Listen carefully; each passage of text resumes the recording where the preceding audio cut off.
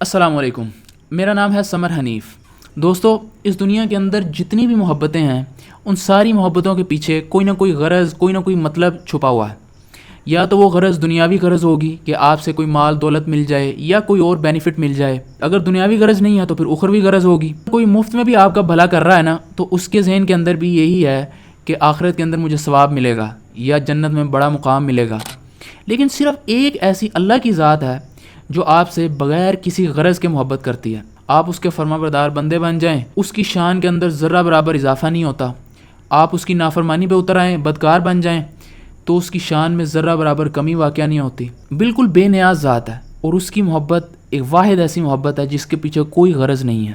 اس لیے اسلام میں کہا جاتا ہے کہ جو آدمی اللہ کے ساتھ وفا نہیں کرتا وہ کسی کا سگا نہیں ہو سکتا، وہ کسی کے ساتھ وفا نہیں کر سکتا۔ اب آپ کہیں گے کہ بھائی سمر بھائی وہ بندہ فلاں بندہ تو میرے ساتھ وفا کر رہا ہے، تو بھائی یہ آپ کی نظروں کا دھوکہ ہے۔ آپ یوں سمجھیں کہ ابھی وقت نہیں آیا۔ ہر بے وفا ٹائم آنے کے اوپر اپنی اوقات دکھاتا ہے۔ آپ کا وقت اچھا چل رہا ہے، 24/7 کوئی بے وفا نہیں ہوتا۔ اس لیے کسی بھی آدمی کے اچھا ہونے کے لیے سب سے پہلے ضروری ہے کہ وہ اللہ کے ساتھ وفا کرے۔ قل ان کنتم تحبون اللہ فاتبعونی، اے نبی ان سے کہہ دو اگر تم اللہ سے محبت کرتے ہو تو میری اطاعت کرو، میری اتباع کرو۔